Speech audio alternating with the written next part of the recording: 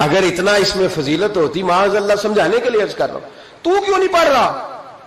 جو کام آپ کر رہے ہوتے ہیں، جو آپ کہہ رہے ہوتے ہیں، جب تک آپ روح کے ساتھ، اور یہ یاد رکھیں لفظوں کا اثر نہیں ہوتا۔ اقبال سے کہا کسی نے کہ یار میں بڑی تقریریں سنتا ہوں، فلانے کی بھی فلانے کی بھی فلانے کی بھی، سمجھ نہیں آتی، تو اقبال کہنے لگے جا کسی درد دل والے کے پاس جا کے بیٹھ، اور اس کے پاس جا کے بیٹھ جو تیرے سامنے لفظوں کا ہیر پھیر نہ کرے بلکہ اپنے اندر کا درد نکال کے تیرے آگے رکھے، جملوں کی کمی بیشی نہ کرے، الفاظ کا اتار چڑھاؤ نہ کرے، نعرے لگانے کے لیے اور نوٹوں کی جو ہے وہ واٹ کے لیے بات نہ کرے، بلکہ وہ ہم تو جائز ناجائز بھی نہیں دیکھتے، چلتا رہتا ہے سارا کچھ ہی، جا۔ اور پھر اقبال نے ایک فقرہ کہا جو بڑا خوبصورت ہے، اقبال کہنے لگے بات جو دل سے نکلتی ہے اثر رکھتی، بات جو دل سے نکلتی ہے اثر، اور اگلا فقرہ اس سے بھی کمال کہا، کہنے لگے پر نہیں طاقت پرواز مگر رکھتی ہے، اس کے پر نہیں ہوتے، وہ اڑتی نہیں، پر کوئی نہیں ہوتے، لیکن اللہ تعالیٰ اسے سارے زمانے میں عام کر دیتا ہے، وہ پرواز کرنے لگ جاتی ہے، پورے زمانے میں وہ ان لوگوں کے خیالات پھیل جاتے ہیں، ان کے نظریات پھیل جاتے ہیں۔ تو یاد رکھیں بچوں کو ہم لیکچر دیتے ہیں 1.5 گھنٹے کا، 2 گھنٹے کا، اس لیکچر کی بچوں کو ضرورت نہیں ہوتی، بچوں کو بات کرنی چاہیے 1-2، اور اس بات میں وزن ہونا چاہیے، اور آپ سب سے پہلے وہ جو آپ کہہ رہے ہو اس کا سب سے پہلے آپ نمونہ ہو، وہ چیز بچہ آپ کے کردار میں، آپ کی طبیعت میں وہ دیکھ چکا ہو۔ قرآن مجید سورہ لقمان کی آیت نمبر 17 ہے، حضرت لقمان اپنے بیٹے کو نصیحت کر رہے ہیں، باپ بیٹے کو نصیحت کر رہا تھا، باپ اپنے بیٹے کو سمجھا رہا تھا، میرے رب کریم کو باپ بیٹے کا سٹائل اتنا پسند آیا کہ اسے قرآن پاک میں بیان فرما دیا۔ کبھی باپ بیٹے کی گفتگو بھی کسی نے نقل کی ہے، باپ بیٹے کی گفتگو بھی کبھی کسی نے کتاب میں نوٹ کی ہے، لیکن مالک کو اتنا پسند آیا یارو، باتیں باپ بیٹے کی تھیں، اللہ نے قرآن پاک میں نازل فرما دی۔ یار اتنا خوبصورت تھا باپ بیٹے کا انداز تکلم دیکھیے، باپ بیٹے سے کہتا یا بنیا، اے میرے بیٹے، اے میرے اللہ، انہیں کیا او ادھر آئے نا یا بنیا، اے میرے، دیکھیں لفظوں کا حسن، اے میرے بیٹے، اپنے حق میں قائل نہیں کیا کہ میں بوڑھا ہو گیا ہوں، بڑی محنت کی، اب تو پیسے کمایا کر، مجھے دیا کر، تجھے نہیں پتا ماں باپ کی، ہم سارا دیہڑی یہی ڈیوٹی کرتے ہیں، سارا دن یہی کام ہے کہ میری قدر کر، باقی سب ٹھیک ہے۔ حضرت سیدنا لقمان اپنے بیٹے کو کیا کہتے یا بنیا اقم الصلاۃ، اے میرے بیٹے نماز قائم کر، نماز قائم کر، نماز قائم کر۔ نماز قائم کرنے کا معنی یہ کہ ظاہری آداب کے ساتھ بھی پڑھ، باطنی آداب کے ساتھ بھی پڑھ۔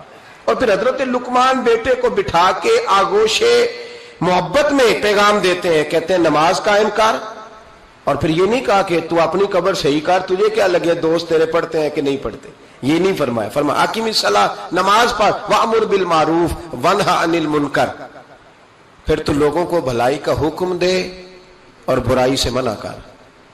یہ باپ اپنے بیٹے کو نصیحت کر رہا ہے، اور پھر پتہ ہے جب کوئی بھلائی کا حکم دے برائی سے منع کرے تو اسے تکلیف بھی آتی ہے، اور اپنے بیٹے کو کہنے لگے وَاصْبِرْ عَلَىٰ مَا أَصَابَكَ، اور اس رستے میں جب تیرے اوپر کوئی مصیبت آئے تو تُونے صبر بھی کرنا ہے، نیکی کا حکم دینے اور برائی سے منع کرنے کے رستے میں جب کوئی مصیبت آئے تو بیٹے تو نے اس پر۔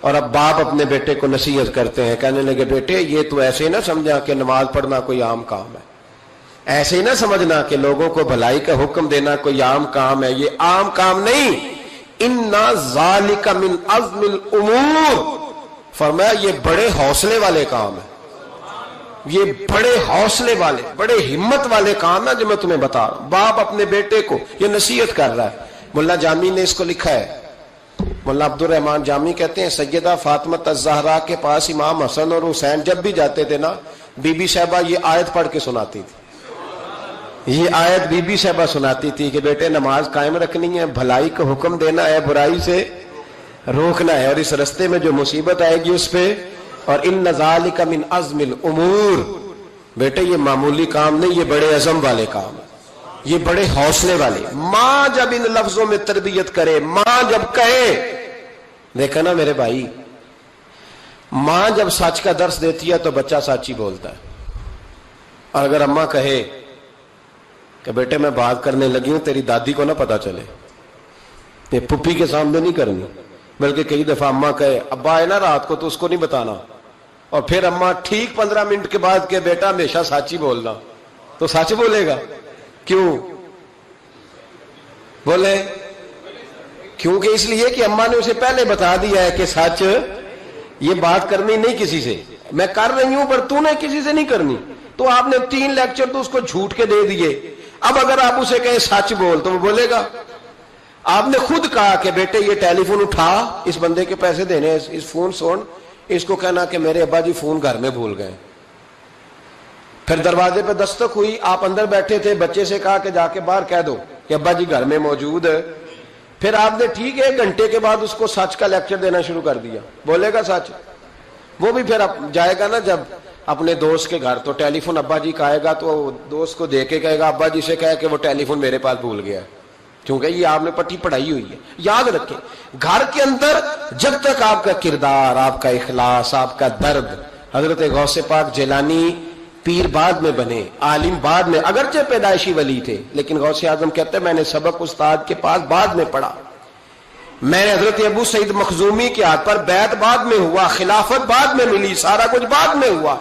پہلے دن جب گھر سے نکلا، ابا جی میرے وصال کر گئے تھے، کہتے ہیں میری ماں نے، سید زادی نے مجھے گود میں لیا اور میرا ماتھا چوم کے کہنے لگی عبد القادر ایک وعدہ میرے ساتھ کر، زندگی میں تیری زبان سے جھوٹ نہیں نکلنا چاہیے، تیری زبان سے جھوٹ ہے۔ اور غوث پاک فرماتے ہیں جب میری ماں میرے ساتھ یہ بات کر رہی تھی تو میری ماں رو رہی تھی، رو رہی تھی۔ کبھی رو کے بھی کسی نے نصیحت کی ہے بچوں کو؟ حضرت غوث اعظم رضی اللہ تعالیٰ عنہ فرماتے ہیں مجھ پر میری ماں کی بات طاری ہو گئی، طاری ہو گئی میری ماں کی بات۔ وہ میری ماں نے آنسوؤں کے اندر لپیٹ کر جو مجھے تحفہ دیا تھا نا سچ کا، وہ میرے ذہن پر، دل پر، روح پر چھا گیا۔ اور ڈاکو جب لوٹنے آئے تو 100 دینار کپڑوں میں سلا ہوا تھا، وہ کبھی کسی نے ڈاکوؤں کو بھی بتایا کہ پیسے ہیں تو لے لو؟ یہاں تو شریعت بھی بڑی ساری گنجائش دیتی ہے کہ بچاؤ اپنا مال، لیکن غوث اعظم رضی اللہ تعالیٰ عنہ فرماتے ہیں ماں نے مجھے آنسوؤں میں لپیٹ کر دیا تھا، لپیٹ کر کے سچ بولنا ہے۔ تو مائیں عظیم ہو تو پھر بیٹے بھی عظیم ہی ہوتے ہیں، ماں عظیم ہو تو بیٹا بھی پھر عظیم ہی ہوتا ہے۔ لپیٹ کر سچ کا تحفہ دیا تھا۔ تو سیدنا غوث پاک فرماتے ہیں جب انہوں نے آ کے کہا نا کہ تیرے پاس کیا ہے، تو میں نے کہا 100 دینار ہے۔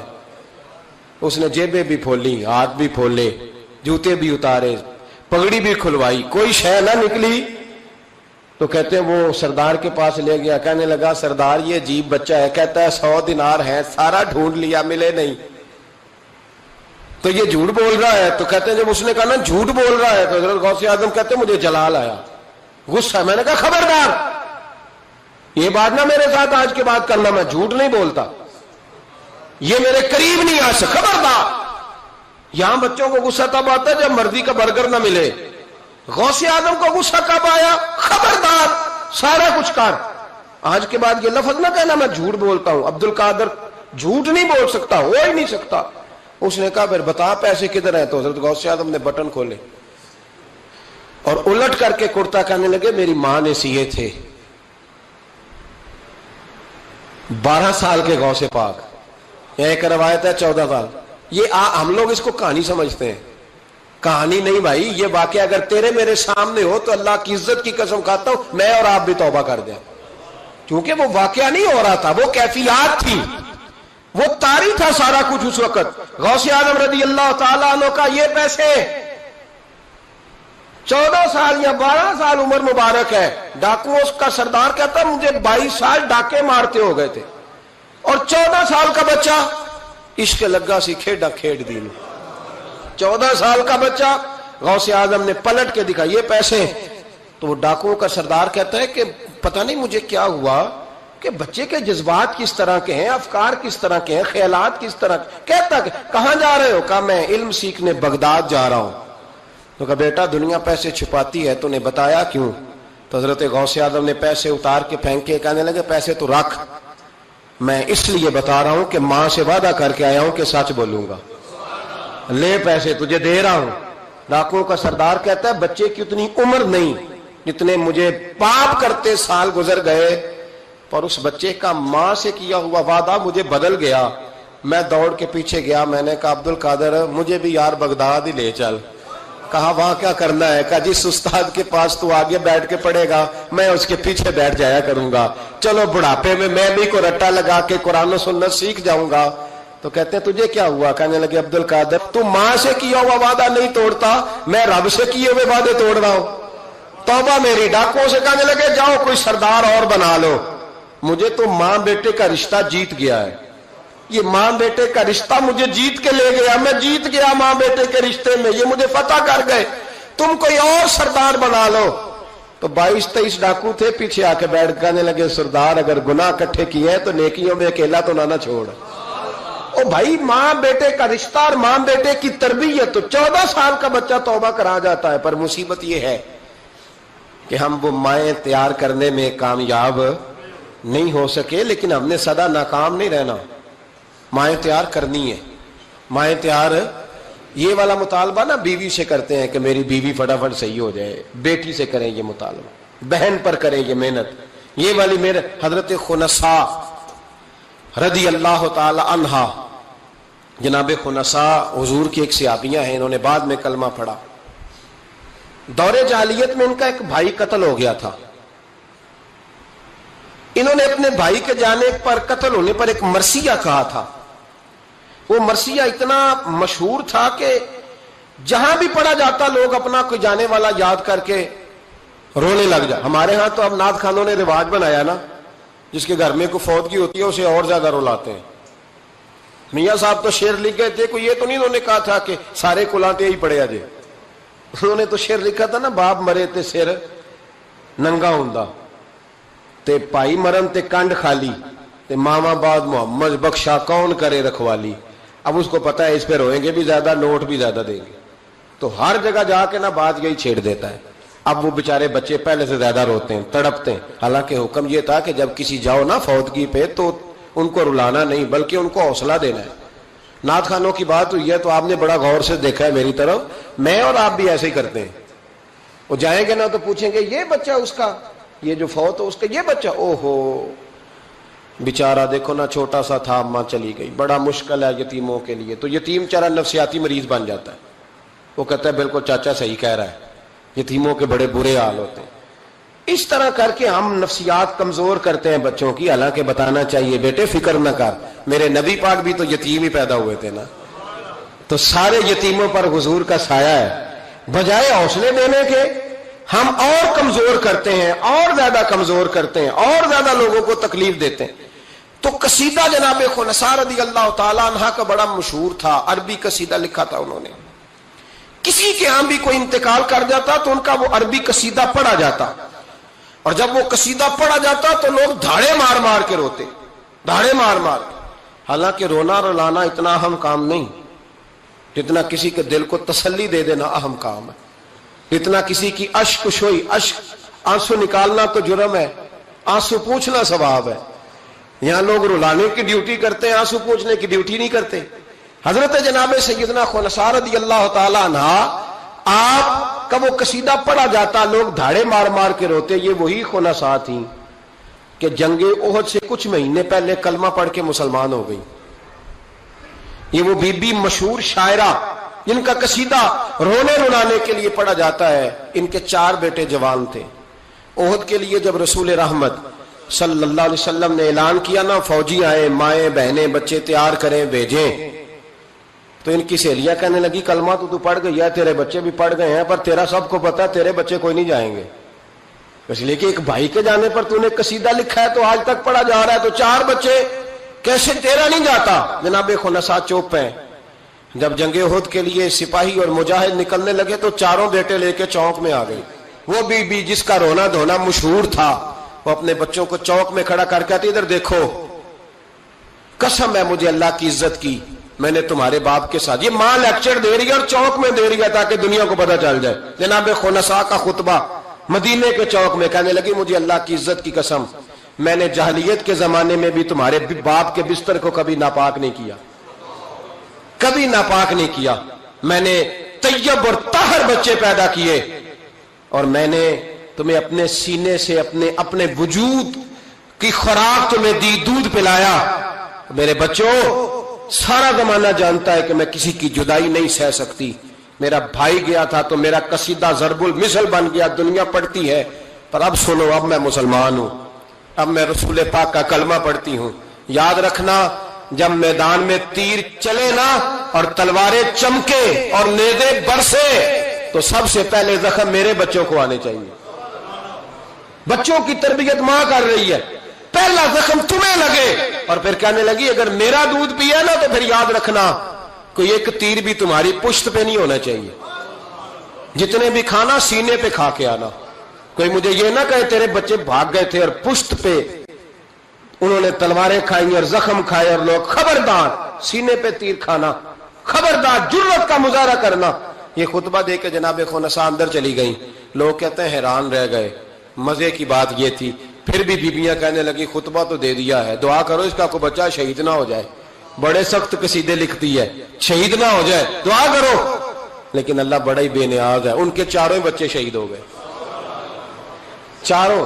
18 زخم تھے بچوں کے پر، تھے سارے سینے پہ، 18 گھاؤ تھے تلواروں کے پر، سارے سینے پہ۔ میرے محبوب بہت سے واپس آئے۔ او بھائی، 4 بیٹے جس ماں کے چلے جائیں، اس ماں کو تسلی کون دے؟ جناب خنسا آ کے کھڑی ہوئی تو صحابہ کہتے ہیں ہمارا خیال تھا کوئی درد والا شعر پڑے گی، رلا دے گی دنیا کو، لیکن میرے حبیب پاک نظر اٹھائی، کہا خنسا تجھے پتا ہوگا تیرے 4 بیٹے شہید ہو گئے۔ کہنے لگی حضور یہی تو دکھ ہے۔ جب کہا نا یہی دکھ ہے تو کان کھڑے ہو گئے لوگوں، حضور یہی تو دکھ ہے، یہی تو پریشانی ہے۔ محبوب نے فرمایا کیا پریشانی ہے؟ کہنے لگی حضور یہی تو پریشانی ہے، میرے 4 تھے، دل کرتا ہے میرے 14 ہوتے۔ حضور یہی تو دکھ ہے، 4 تھے، دل کرتا ہے 400 ہوتا۔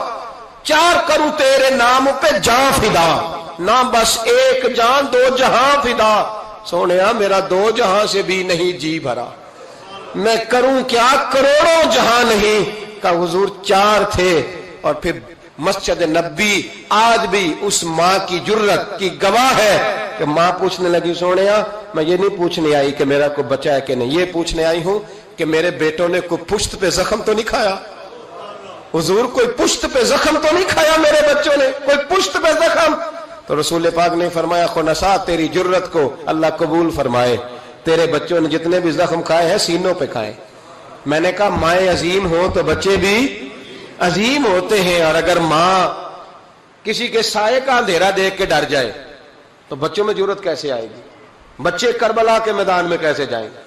بچے اس طرح میدانوں میں کئی دفعہ کہہ چکا ہوں، لیکن پھر آج میرا دل کرتا ہے پھر بات کروں۔ حضرت عبداللہ بن زبیر حضرت ابو بکر صدیق کے نواسے ہیں، نبی پاک صلی اللہ علیہ وسلم کی پھپھی کے پوتے جناب زبیر بن عوام اشرم مبشرہ صحابی، ان کے بیٹے حضرت اسماء جناب صدیق اکبر کی بڑی بیٹی کے بیٹے جناب عبداللہ بن زبیر امام حسین کے بعد نکل آئے میدان میں نکلے جناب عبداللہ بن زبیر۔ حجاج بن یوسف مقابلے میں بھیجا گیا، اللہ کی قدرت کے اگرچہ پہلے جب لڑائیاں ہوئی تو یہ کامیاب ہوئے، ہر میدان میں بڑے بہادر تھے، مکے اور مدینے کے لوگوں نے ان کے ہاتھ پر بیعت بھی کر لی، انہیں خلیفہ بھی مان لیا، لیکن حجاج بن یوسف جب آیا تو وہ تگڑی فوج لے کے آیا، کچھ ان کے ساتھی شہید ہو گئے، کچھ پسپا ہو گئے۔ حضرت اسماء اس وقت 100 سال کی بوڑھی تھی، 100 سال کی ماں، ہاتھ کامتے ہیں، راشا ہے، آنکھوں سے نظر آنا بند ہو گیا۔ جناب عبداللہ بن زبیر ماں کے پاس دوڑے آئے، کہا ماں میں اکیلا میدان میں رہ گیا ہوں، چند ساتھی ہیں، زیادہ دیر لڑ نہیں سکتے، تیرے بڑھاپے کی بڑی فکر ہے، اماں تو کیسے میرا صدمہ برداشت کرے گی؟ ماں مجھے بتا جہاد میں رہوں یا تیری خدمت کے لیے آ جاؤں؟ تو ماں کہنے لگی عبداللہ تو میری فکر نہ کر، پہلے یہ بتا تو حق پہ ہے کہ نہیں؟ ماں کا جملہ کہتے رانائی اور ولولہ اور جہاد کا جذبہ لکھا، پہلے بتا سچا ہے کہ جھوٹا؟ جناب عبداللہ بن زبیر کہنے لگے ماں مجھے مصطفیٰ کریم کی نبوت کی قسم، اللہ کی عزت کی قسم بالکل سچا ہوں۔ تو کہا بیٹے پھر میدان میں رہنا، چھوڑ کے نہ آنا، کوئی مجھے تانا نہ دے کہ میں بزدل کی ماں ہوں، دیکھ مجھے تانے سے بچانا، کوئی یہ نہ کہ بزدل کی ماں، میدان میں رہنا، میدان میں۔ تو حضرت عبداللہ بن زبیر کہنے لگے اماں یہ بڑا ظالم آدمی ہے جو میرے مقابلے میں آیا ہے، سنا ہے قتل کرنے کے بعد ناک کاٹ ڈالتا ہے، آنکھیں نکال ڈالتا ہے، وجود کی بوٹیاں کر دیتا ہے۔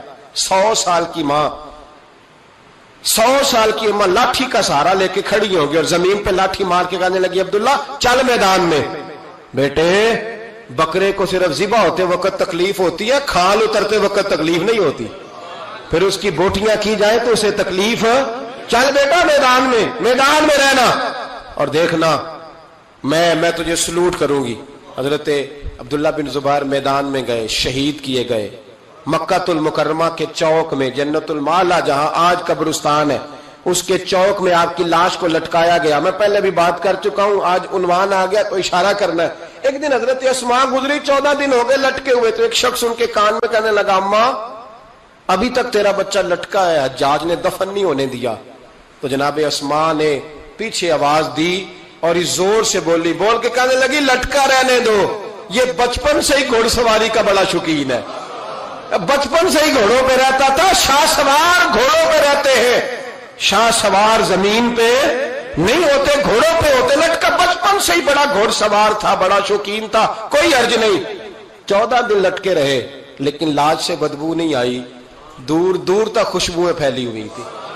لوگوں نے کہا اسماء تیرے بیٹے کے وجود سے خوشبو بڑی آتی ہے۔ کہنے لگے جب پیدا ہوا تھا نا پہلے دن اس کے نانا ابو بکر صدیق اٹھا کے مصطفیٰ کی بارگاہ میں لے گئے تھے، نبی پاک نے کھجور چبا کے گٹی دی تھی میرے بیٹے کو۔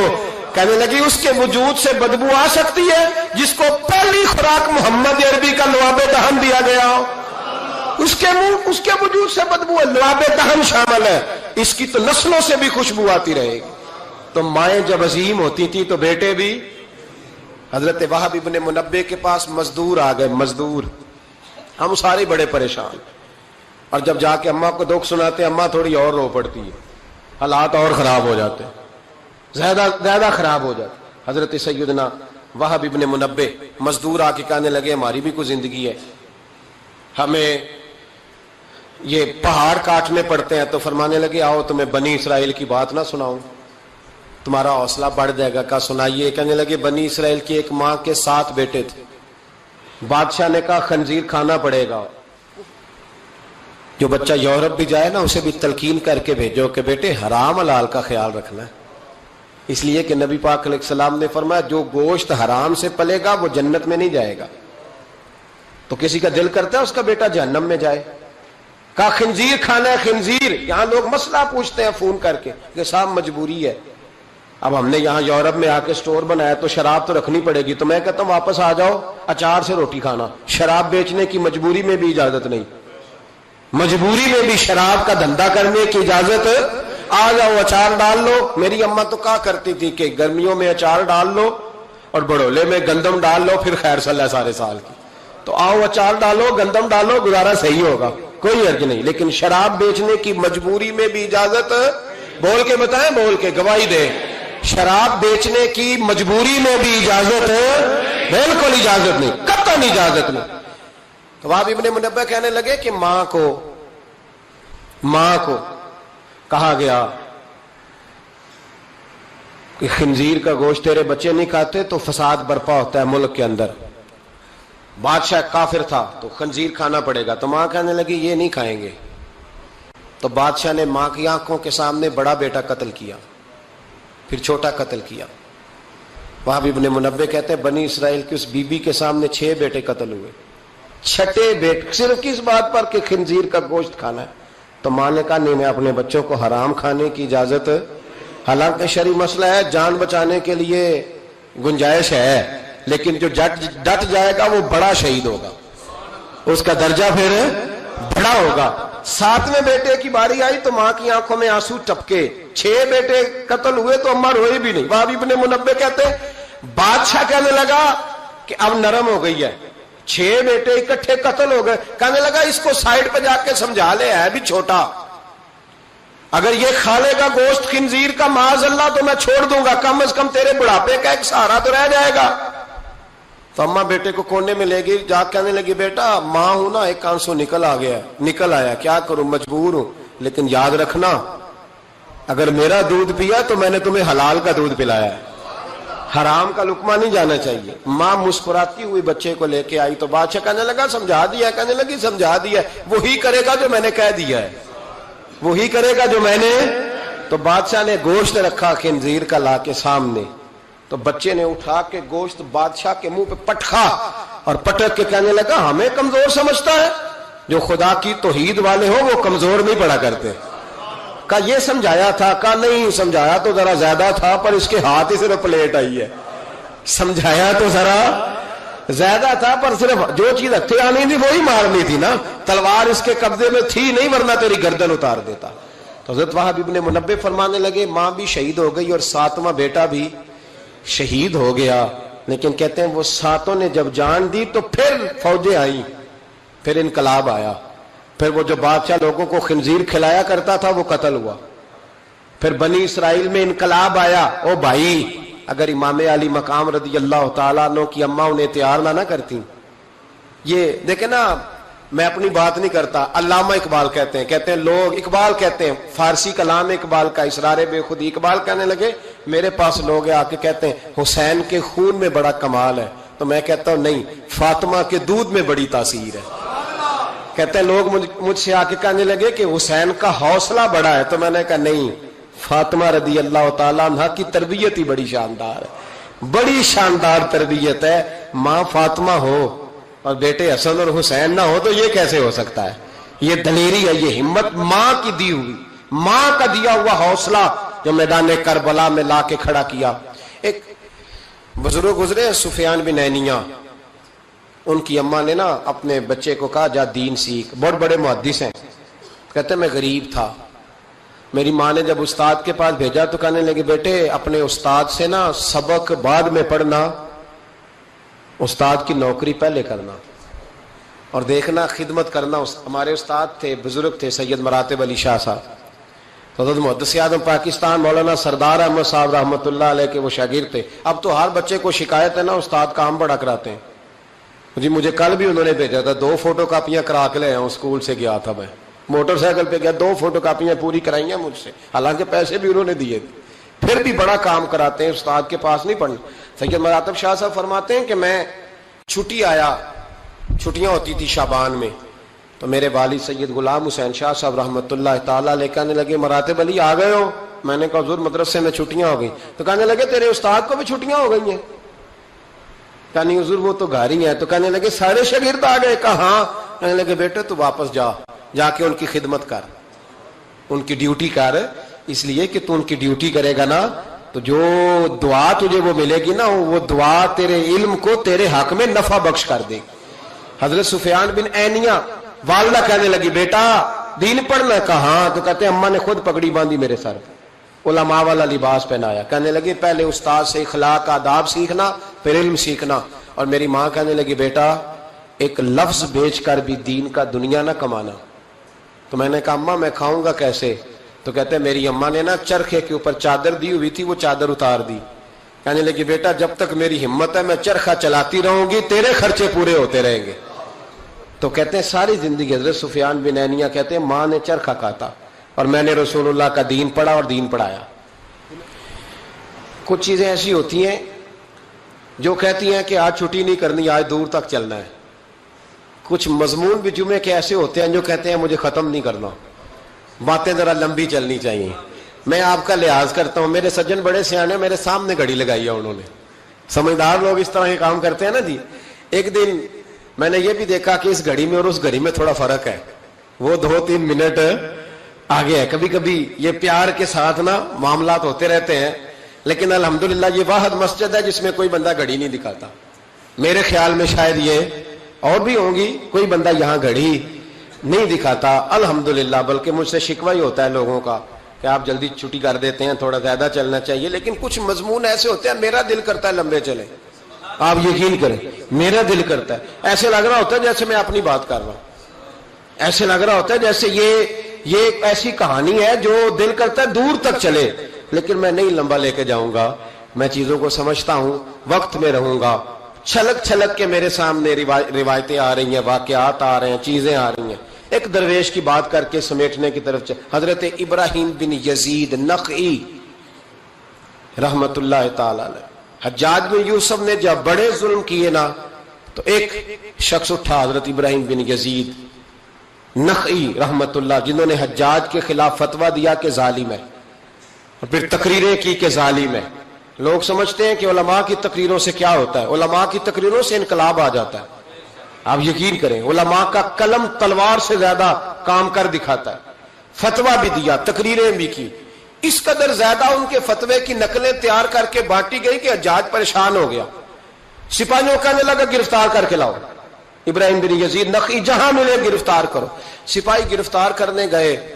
علماء اور مشائخ سے جو لوگ پیار کرتے ہیں نا، وہ روح کی گہرائیوں سے پیار کرتے ہیں، جانے دیتے ہیں اپنے بزرگوں کے ناموں پر۔ لوگ ان کو اٹھا کے لے گئے، کہا بابا جی ہم حفاظت کریں گے، دور ان کو کہیں چھپا دیا۔ فتویٰ ان کا دھڑا دھڑ چل رہا ہے، اور بھی کوئی بات وہ کرتا تو آپ فتویٰ دیتے، وہ چھپ جاتا، وہ چھپ کے اپنی ڈیوٹی کر رہے ہیں، اور ایک کونے میں بیٹھے ہیں مورچے میں، پھر بھی ان کا جو نظام ہے وہ پورا عروج پہ ہے، حجاج کی کرسی کانپ رہی ہے۔ حجاج نے ایک دن بلایا، کہنے لگا جو سپاہی ان کو گرفتار کرے گا نا، ایک سپاہی کو 1,500 دینار دوں گا، اس کو مکان دوں گا، جائیدادیں دوں گا، 1,500 ماہانہ اس کو تنخواہ ملے گی ساری زندگی، گرفتار کرو۔ اب وہ سپاہی گلیوں میں گھومنے لگے، کسی طریقے بابا پکڑا جائے، لیکن نہ پکڑے گئے۔ ایک دن ایک بزرگ تھے، ان کا نام بھی ابراہیم بن یزید تھا، لیکن وہ ابراہیم بن یزید نخعی تھے، یہ ابراہیم بن یزید تیمی تھے، یہ علاقہ تیم کے رہنے والے، عمر بھی تقریباً ایک جیسی تھی، محلہ بھی ایک تھا۔ تو وہ دروازے پہ نماز پڑھ کے باہر نکلے تو انہیں پتا ہے کہ لوگ ابراہیم بن یزید، پتا ہے انہیں۔ کہا تمہارا نام کیا ہے؟ کہنے لگے ابراہیم، والد کا نام کا یزید۔ ابراہیم بن یزید کہا اٹھاؤ بھائی، خوشی کی انتہا نہ رہی، پکڑا لے گئے، رستے میں بھی مارا، تھانے لے جا کے، جیل لے جا کے بھی مارا، اتنا مارا کہ بزرگوں کا رنگ بدل گیا، منہ اور ناک سے خون آنے لگا۔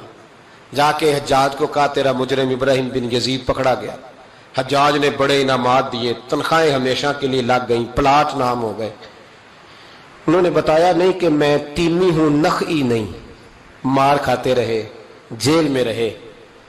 اب فوجیں چپ کر کے بیٹھ گئیں، ان کا جو فتویٰ تھا وہ زیادہ پھیلنے لگ گیا، کیونکہ اب ان کی تلاش ختم ہو گئی، خطرہ ختم ہو گیا، کام وہ زیادہ کرنے لگ گئے۔ یہاں یہ گرفتار ہو گئے، حالات بڑے کٹھن ہوئے۔ کچھ علاقوں میں کچھ جیلیں سخت ہوتی ہیں۔ حجاج بن یوسف نے دماس نام کی جیل بنائی ہوئی، اس جیل میں جناب ابراہیم بن یزید تیمی کو ڈال دیا۔ آپ کی عمر 60 سال تھی، ماں کی عمر 90 سال تھی۔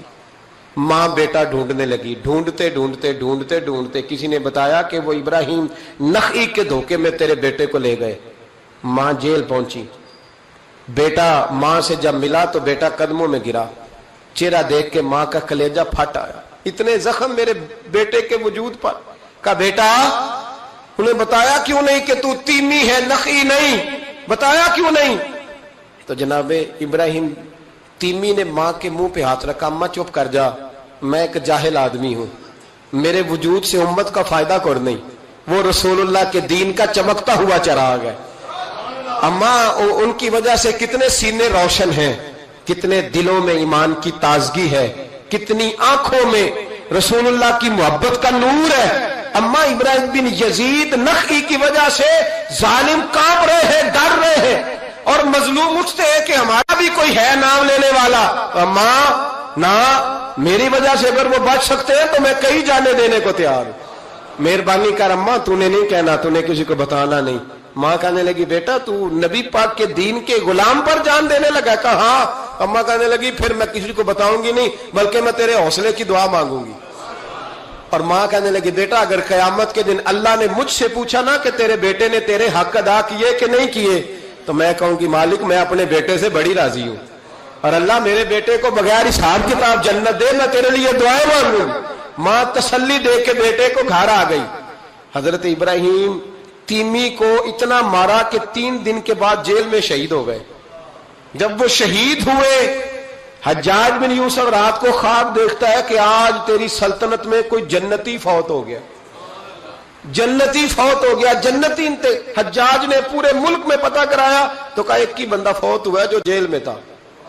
تو حجاج آئے وہاں، جس وقت حجاج وہاں پہنچا نا، سرانے آ کے میت کے کھڑا ہوا، اسی وقت ایک تازہ فتویٰ آیا۔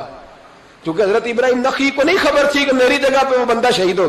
تازہ فتویٰ آیا کہ سنا ہے آج صبح ایک اور بندہ اس کے تشدد سے قتل ہو گیا, مسلمانوں پہ ضروری ہے اس ظالم کے خلاف اٹھیں. جب فتویٰ پڑھا تو نیچے دستخط تھے. ابراہیم بن یزید نخعی کہنے لگا ظالم ہو, یہ تو خواب میں دیکھیے جنتی بہت ہو گیا, تو یہ اگر ابراہیم نخعی نہیں تو یہ فتویٰ کس کا آیا ہے؟ تو لوگوں نے کہا حضور پہلے بھی ہمیں کسی نے بتایا تھا یہ تیمی ہے نخعی نہیں. یہ بولے نہیں, ان کے نام پہ جان دے گئے. کہنے لگا پھر پکڑو ابراہیم نخعی کو. تو حضرت سعید بن جبیر پیچھے کھڑے تھے, کندھے پہ ہاتھ رکھ کہنے لگے حجاج بس کر بس کر, اب ان کے پیچھے فوجیں نہ دوڑانا. جن کے نام پر جان دینے والے جنتی ہیں اس بزرگ کی اپنی شان کتنی ہوگی, اس کے حصے پہ جو جان دے گیا جب اس کے لیے تجھے جنتی کی خواب آئی ہے. حضرت ابراہیم بن یزید نخعی ان کے بعد ایک عرصے تک زندہ رہے. تو آپ جب ہاتھ اٹھاتے تھے دعا پتہ کیا کرتے تھے؟ کہتے تھے یا اللہ ابراہیم تیمی کی ماں پہ رحم فرما, ابراہیم تیمی کی ماں پہ رحم فرما. تو لوگ کہتے حضور جان بیٹے نے دی اور دعا ماں کے لیے. فرمانے لگے جان بیٹے نے دیا پر حوصلہ اس کی اماں نے دیا ہے. جان بیٹے نے دی ہے پر اسے جان دینے کے لیے دعا اس کی مائیں عظیم ہو تو بیٹے بھی بیٹیوں کی تربیت کریں. مصطفیٰ مصطفیٰ